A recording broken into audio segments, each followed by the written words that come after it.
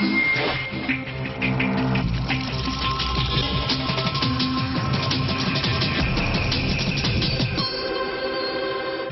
du monde de football, match capital ce soir pour l'équipe de France face à l'Arabie Saoudite. Les Français doivent gagner s'ils veulent être sûrs de se qualifier pour le second tour. Les ventes d'armes dans le monde en chute libre. Giat Industries annonce un nouveau plan de restructuration. 3 à 4 000 suppressions d'emplois.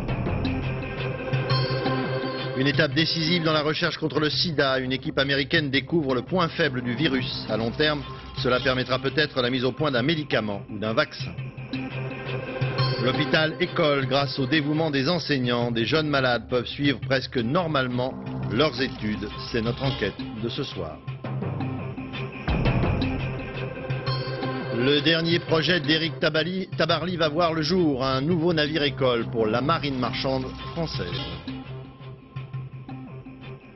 Madame, monsieur, bonsoir. L'équipe de France de football joue ce soir son deuxième match de la Coupe du Monde face à l'Arabie Saoudite. Les Français qui, s'ils veulent être à peu près certains de leur qualification pour le deuxième tour, doivent obligatoirement l'emporter ce soir sur la pelouse du Stade de France à Saint-Denis, où ils viennent d'arriver. Yann Lavoie, André Germain. 18 h, le bus de l'équipe de France quitte sa retraite tranquille de Clairefontaine. Le trajet est long, plus d'1 heure. C'est l'occasion pour les joueurs de faire le vide avant d'entrer dans l'arène et de vivre leur histoire. Face aux Français ce soir, une équipe en quête de rachat, en quête d'exploit aussi. Avec à sa tête un monsieur Parreira, champion du monde il y a 4 ans avec le Brésil. Méfiance donc. L'Arabie Saoudite qui a eu une évolution avec changement d'entraîneur, changement de sélectionneur, est sûrement très dangereuse à l'heure actuelle parce que l'expérience de M. Parreira automatiquement apportera quelque chose à cette équipe. Donc à nous ne pas nous faire surprendre. L'Arabie Saoudite s'appuie donc sur des individualités très techniques. Les Bleus savent qu'ils devront être concentrés dès le début du match et imposer leur jeu et leur supposée supériorité. On le saura vite, hein. Je crois que dans les 10 premières minutes, on saura comment l'équipe de France va aborder le match. Je crois qu'il y a eu une décompression après le match de l'Afrique du Sud, un petit peu de la part de tout le monde, mais légitime quand on a une telle pression, une telle tension autour de nous. On a tous poussé un ouf de soulagement, de satisfaction dans un premier temps, mais je peux vous garantir que dès hier, on s'est vraiment reconcentré. Dans 1 heure, les gorges vont se nouer car ce soir, le vaisseau sera comble. 80 000 personnes qui attendent une fête pareille à celle de Marseille. Comme il a pris l'habitude de le faire, c'est à la dernière minute ou presque que le sélectionneur Aimé Jacquet a communiqué la composition de l'équipe qui jouera ce soir à Saint-Denis. Sur place, Yann Lavoie. Oui Daniel, eh bien l'équipe qui va affronter l'Arabie Saoudite dans quelques instants vient à peine de nous parvenir et Aimé Jacquet nous a encore réservé 2 petites surprises.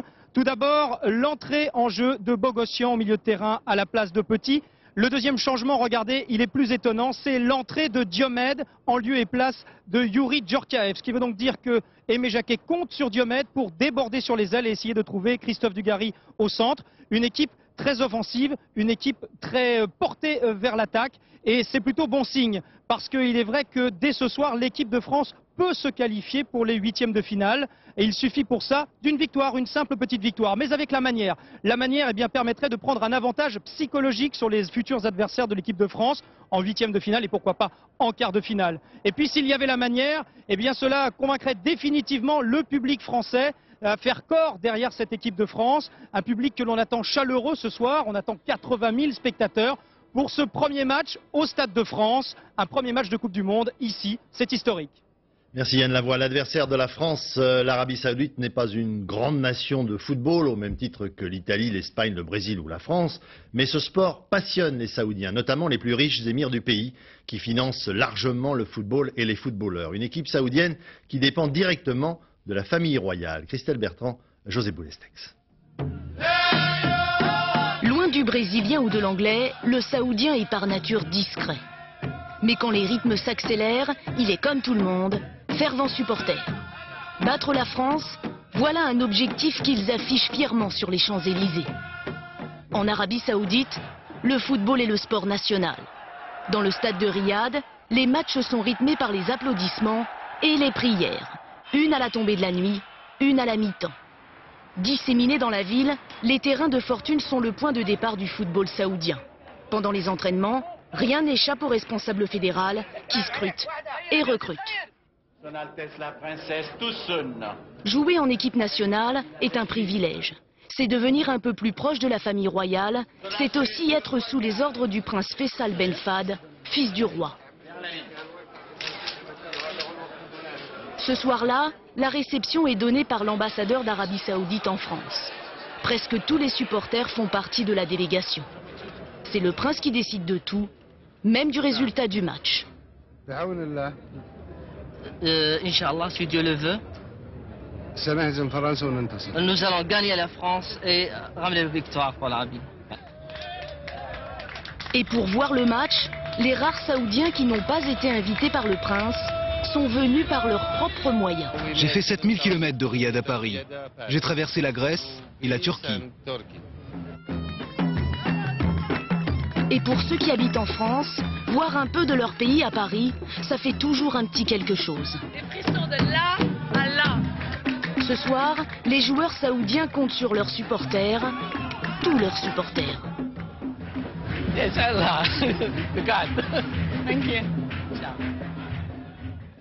À moins d'une heure maintenant du début de la rencontre, l'ambiance est en train de monter autour du Stade de France à Saint-Denis, une ambiance bon enfant. On est loin des débordements pour le moins regrettables du week-end dernier. Alexandre Cara, Patrick Desmully.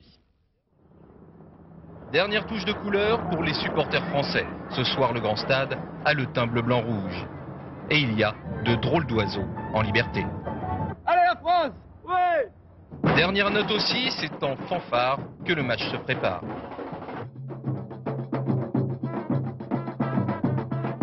Il y a même des acteurs pour se moquer de la planète média. De tous les pays, des musiciens de tous les instants, des musiciens de tous les temps. Comme d'habitude, il y a aussi les laissés pour compte. Une place pour France-Arabie Saoudite se négocie autour de 3000 francs. Yeah. Hello. Hola Guatemala. Woo! Ticket. Yes. Go France. Autour du stade, on n'échappe pas au traditionnel concours de pronostics. 2-0 pour la France, hein. Premier but de Zidane. 3-0 pour aux Anglais, pas de problème, on rejoint le Brésil ce soir en week-end. Vive la France, aucun problème. Je crois que l'Arabie Saoudite va faire un match nul ou 1-0 pour l'Arabie Saoudite. Et évidemment, il y a ceux qui n'ont pas tout compris. Japon. Dans les tribunes, le match promet d'être bon enfant. À quelques minutes du coup d'envoi, Saoudiens et Français fraternisent le temps d'une petite danse. Un match important pour les Français s'est joué cet après-midi dans le même groupe à Toulouse. Le Danemark et l'Afrique du Sud ont fait match nul, un partout. L'arbitre a expulsé 3 joueurs et distribué 7 cartons jaunes. Laurent-Frédéric Bellet. Pour se galvaniser, les Danois ont un secret. La musique de leur hymne s'est arrêtée, mais 20 000 Vikings continuent de chanter. Ça ressemble à des chœurs gallois dans la capitale du rugby, mais c'est bien un hymne au football à Toulouse. Et dès la 12e minute, le Danemark marque. Nielsen est le buteur. L'Afrique du Sud est encore moins bien partie que contre la France. Les Danois qui multiplient les occasions avant que les Bafana enfin ne se ressaisissent. Sur cette action, c'est vraiment l'immanquable qui est manqué, mais tout finalement est question de patience. Début de deuxième mi-temps, les Sud-Africains enfin trouvent l'ouverture. But signé McCarthy, le premier pour son pays dans l'histoire de la Coupe du Monde. Commence alors un match dans le match. Qui aura donc le plus de cartons rouges? L'arbitre colombien applique en effet à la lettre les consignes de sévérité réclamées aux hommes en noir. Moralité à la fin, on joue à 9 Danois contre 10 Sud-Africains. Dernière occasion, un tir sur la barre de fortune, en l'occurrence de l'infortune. Un partout, un score qui arrange plutôt le Danemark et plutôt la France si elle gagne ce soir. Après la compétition, l'affaire maintenant des billets achetés mais jamais parvenus aux acheteurs. Le directeur général et l'un de ses collaborateurs extérieurs de la société de marketing directement rattachée à la Fédération internationale de football ont été incarcérés la nuit dernière après la découverte d'argent et de billets à leur domicile. La société ISL, qui est une entreprise internationale, a demandé un audit sur sa filiale française. Et dernier rebondissement en date, le vol à Paris de 15 000 billets de la Coupe du Monde et d'une somme de 3 millions de francs dans les locaux d'un tour opérateur américain. Enquête Sébastien Vibert, Myriam Metaoui. Difficile d'entrer de jour dans les bureaux de Prime Sport International. De nuit, par contre, ça semble plus facile. Car ce matin, les responsables de ce tour opérateur auraient découvert leur bureau cambriolé. Butin annoncé, 15 000 billets de la Coupe du Monde et plus de 3 millions de francs. Cambriolage qui intervient au moment où la police s'intéresse de plus près à cette société qui rachète ici au marché noir les précieux billets. Les 17 tours opérateurs agréés, comme Prime Sport International, ont acheté au CFO plus de 5% des billets, soit 138 000 unités. Problème, elles en ont promis à leurs clients beaucoup, beaucoup plus. Autre dérapage du côté de la FIFA. La Fédération internationale a fourni 24% des billets, 632 000, aux fédérations nationales. Destination prévue, clubs et supporters.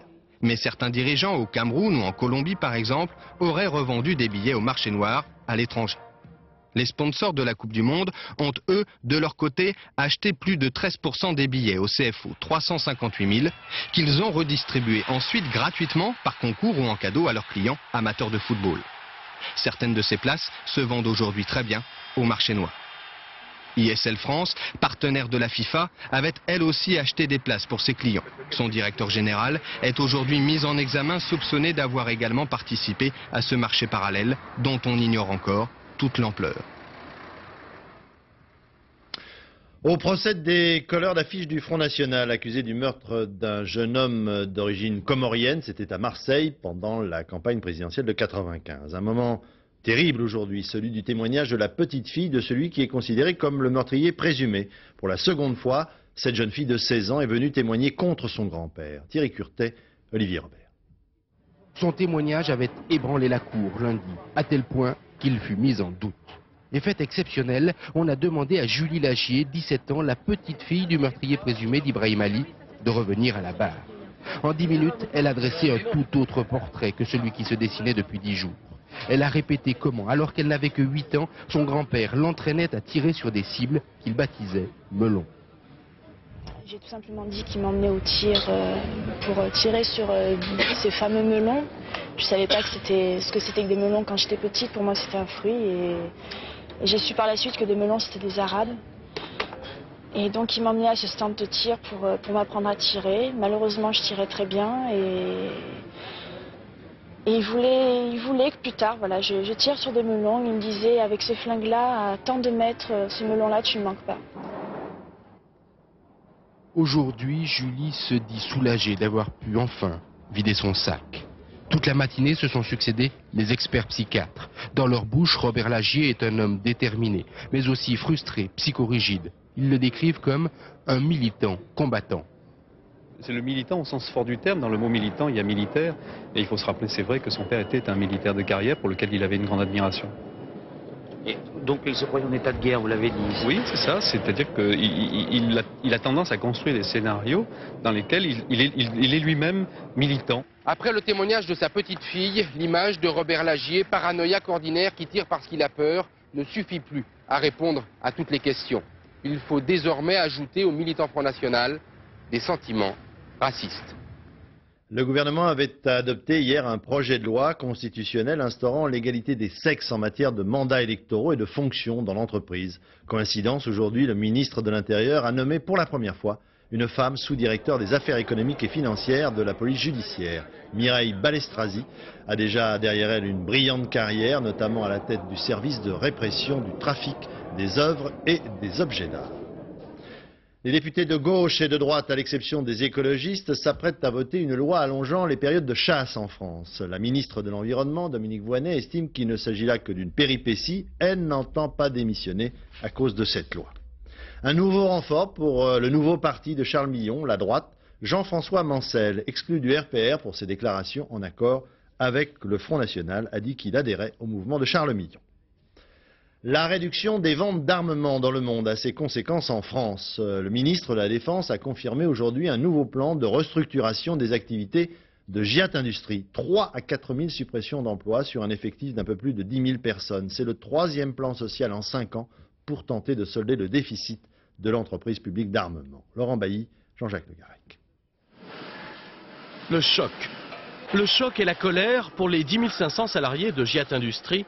Ils viennent d'apprendre que près de 4 000 postes seront supprimés entre 2000 et 2002 dans leur entreprise, autrement dit plus du tiers du personnel.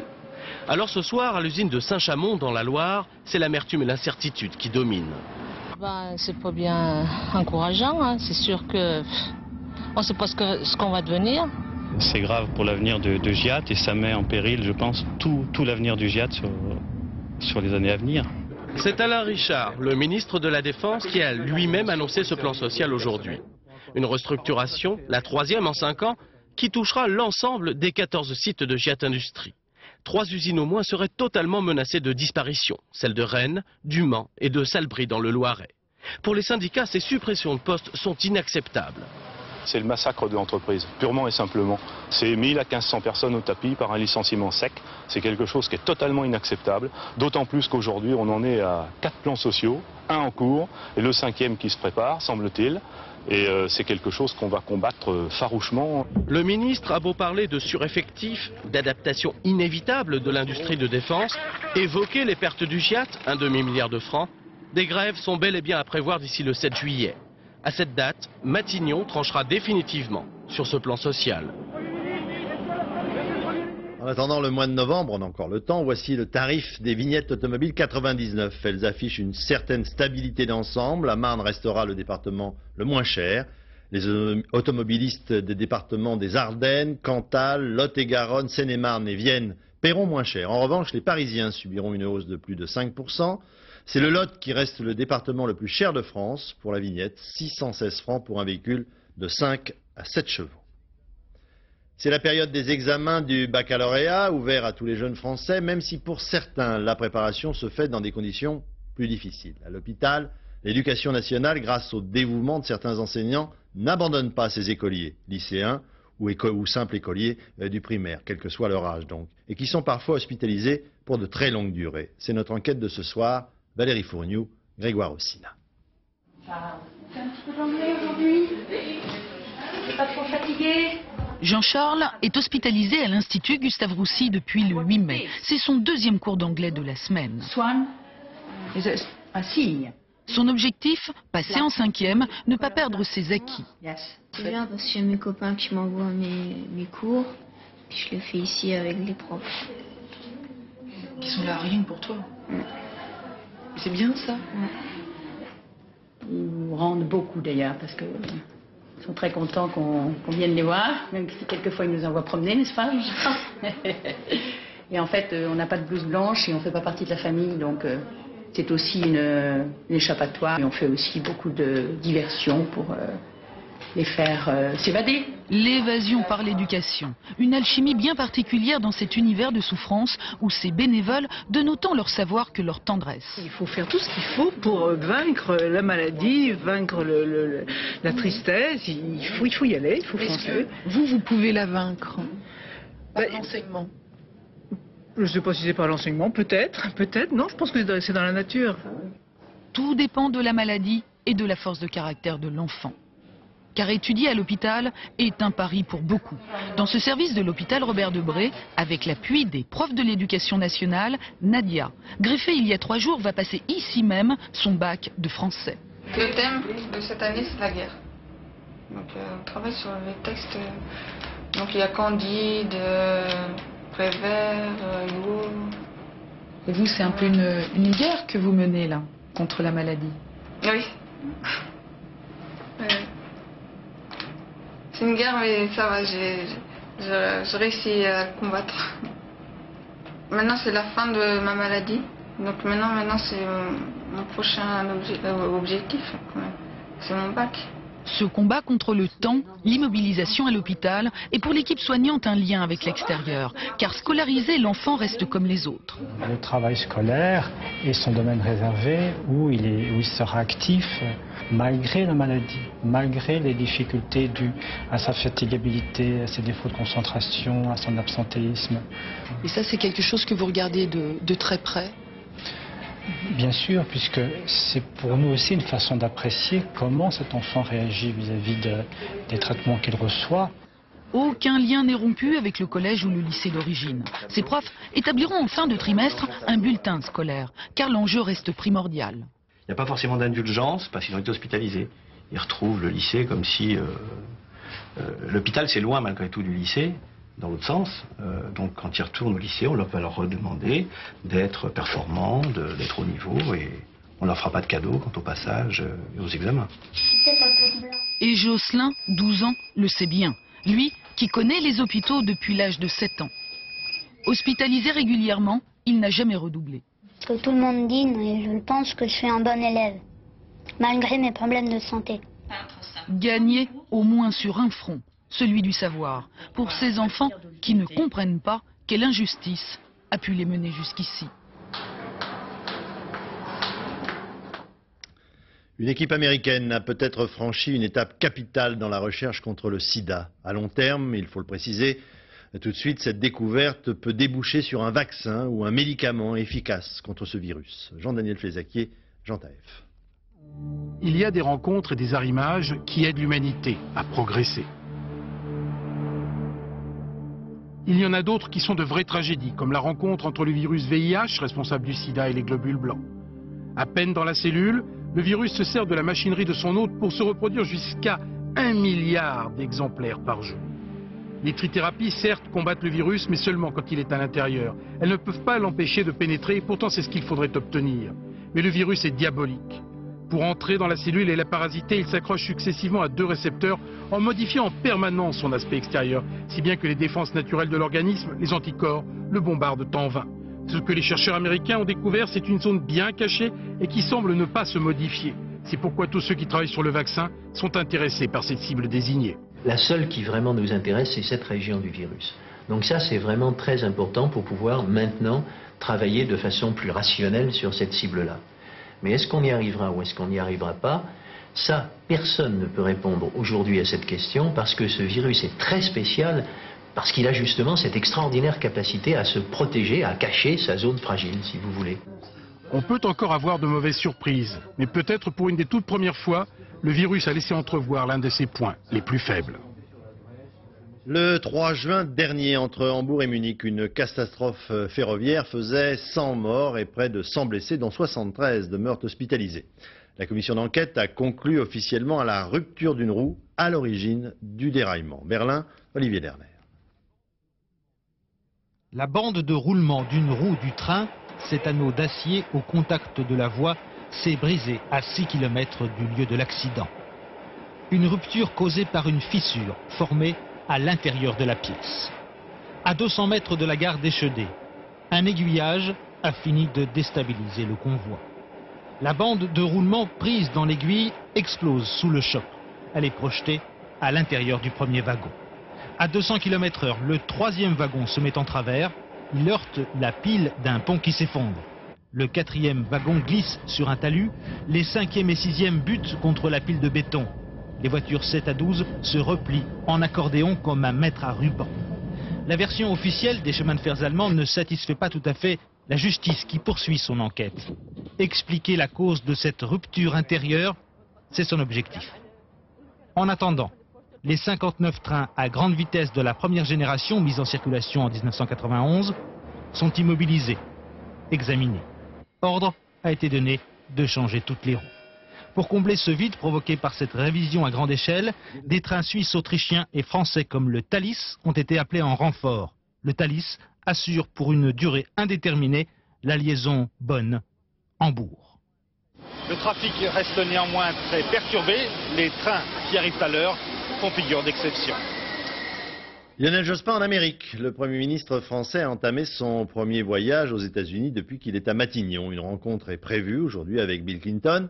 Lionel Jospin entend mieux se faire connaître des Américains et il avoue lui-même avoir changé d'avis à propos de ce pays. Sur place, Françoise David, Éric Delagneau. Quelques images furtives qui attesteront que Bill Clinton a bien reçu à la Maison-Blanche Lionel Jospin. 2 heures de rencontre, dont un déjeuner et une visite guidée du Rose Garden. On a parlé terrorisme, économie et essais nucléaires. Auparavant, il y avait eu dans l'ordre des petits déjeuners. C'est le repas favori des Américains, le seul qu'ils prennent assis. Lionel Jospin en a fait l'expérience ce matin au Capitole, 2 breakfasts consécutifs avec des sénateurs, avant une réunion de travail avec le président républicain de la Chambre des représentants. Discussion sérieuse quand les 2 hommes se félicitent de l'évolution politique en Iran, plus décontractée quand le Premier ministre français refuse de prendre parti dans la polémique sur la législation anti-tabac. Il est non-fumeur.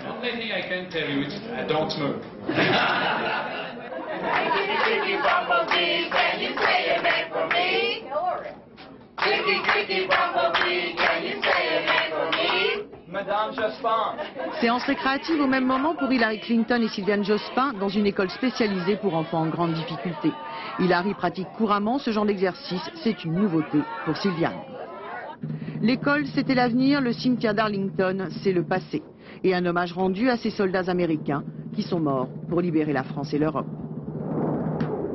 Lionel Jospin multiplie aujourd'hui les entretiens politiques, Sénat, département d'État, Banque fédérale. Mais ce qui marque sans conteste cette visite aux États-Unis, c'est sa réception à la Maison-Blanche. Le Premier ministre français avait déjà rencontré Hillary Clinton, mais il ne connaissait pas son mari. Et l'époux d'Hillary Clinton, c'est Bill Clinton, le président des États-Unis. Bref, quelqu'un qui compte.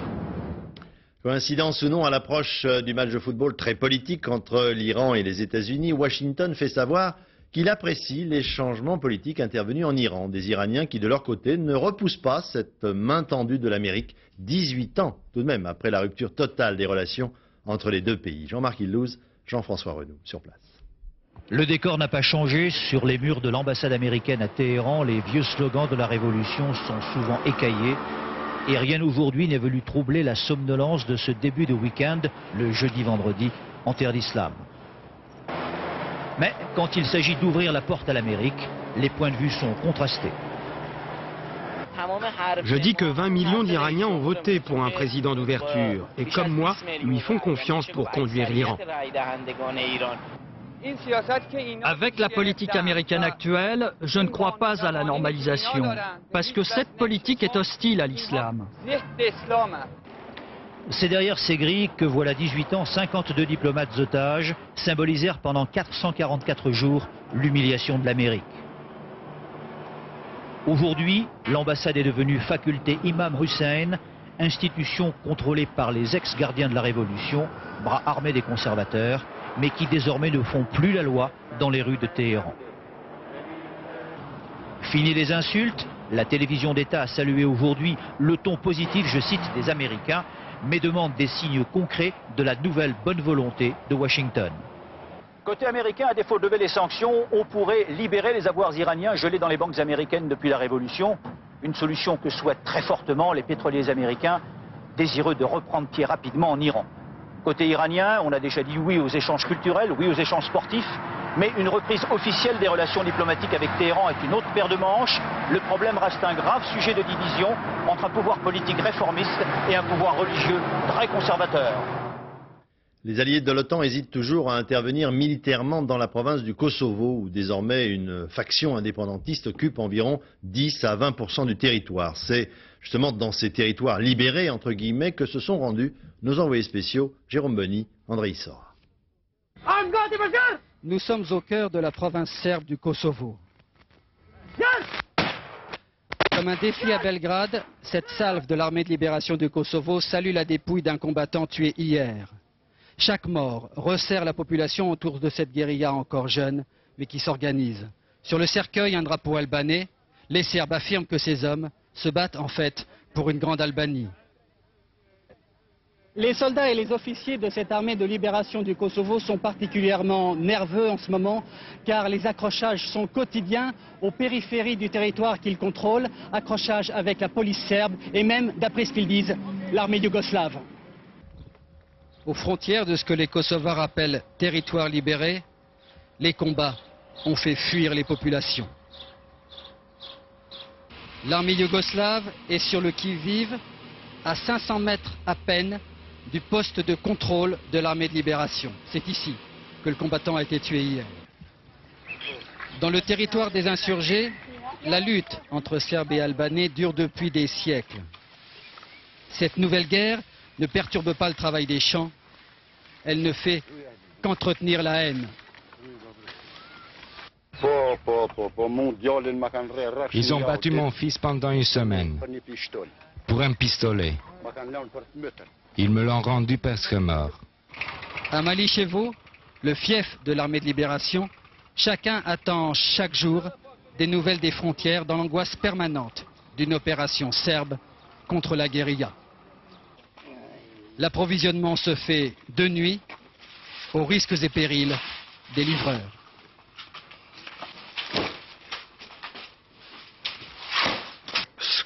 Ils ont essayé de me soutirer des informations sur les hommes et les armes.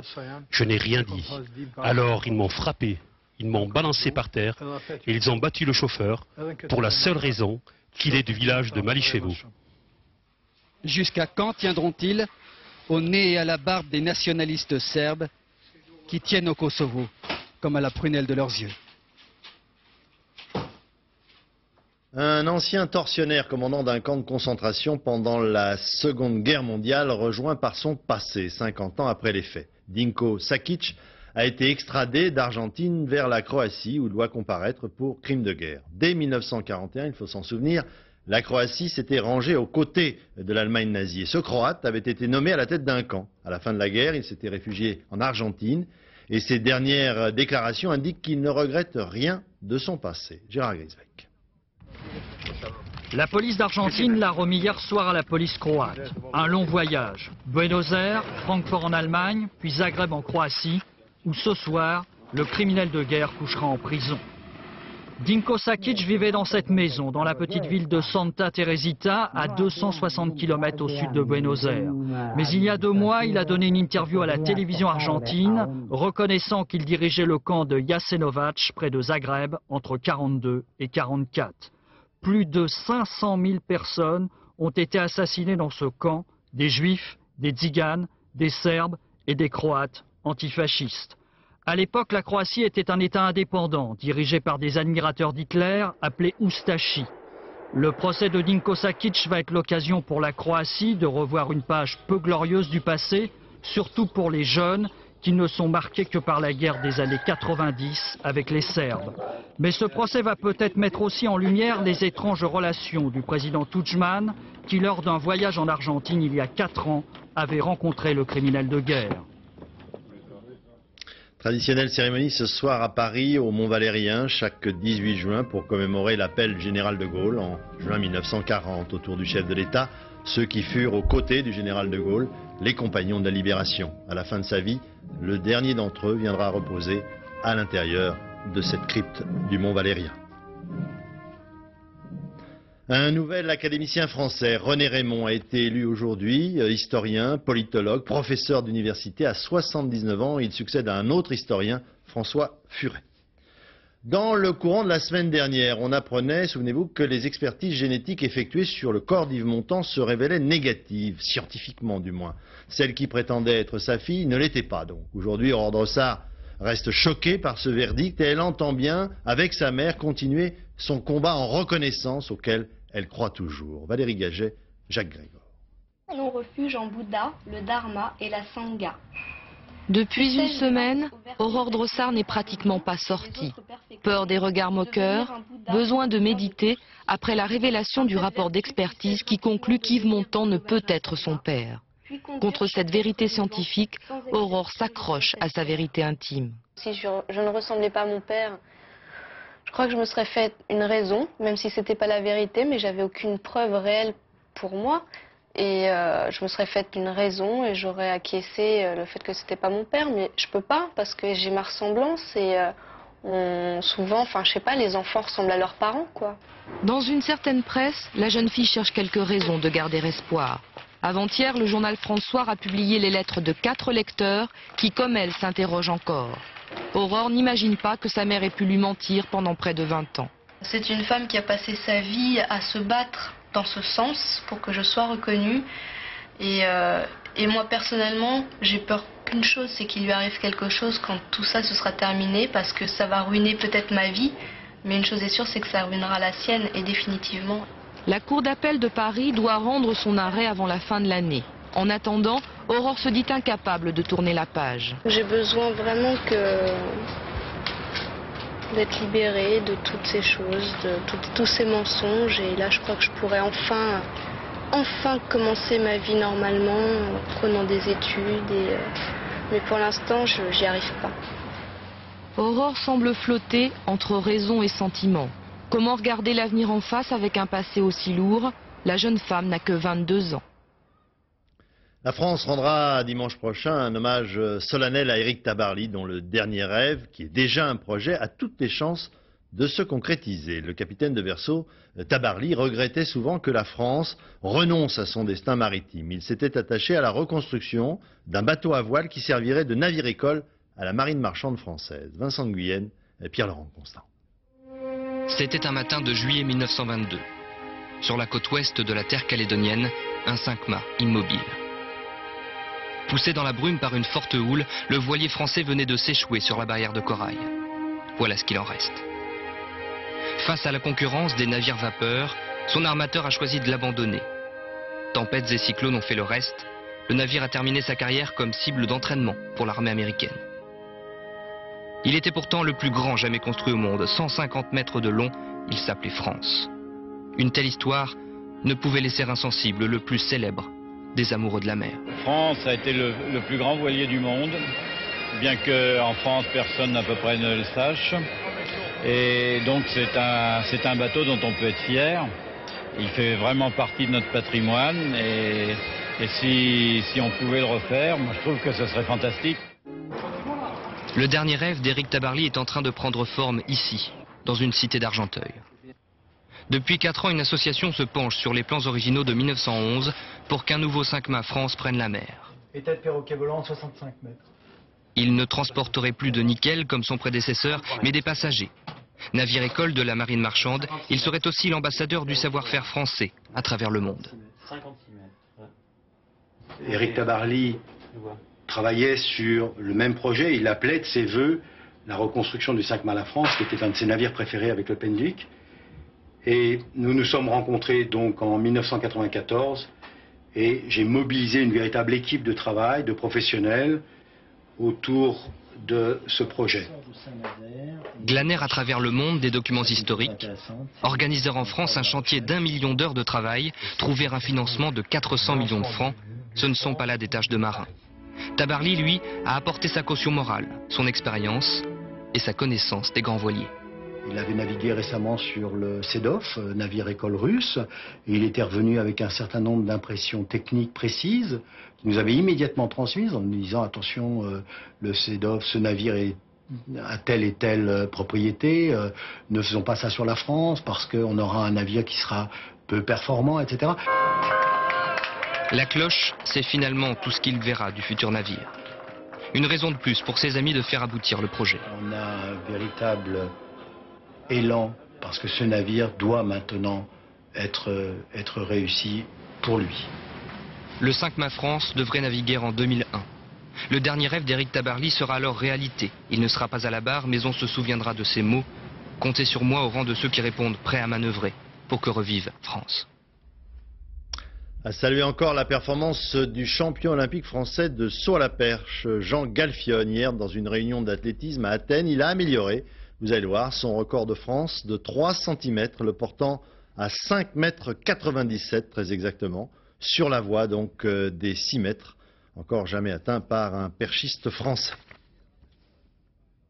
Avant de nous quitter, le rappel des principaux titres de l'actualité de ce jeudi. D'abord, les ventes d'armes dans le monde qui sont en chute libre. Conséquence, Giat Industrie annonce un nouveau plan de restructuration.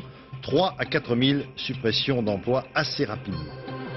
Une étape décisive dans la recherche contre le sida. Une équipe américaine découvre le point faible du virus. À long terme, cela permettra peut-être la mise au point d'un médicament ou encore mieux d'un vaccin.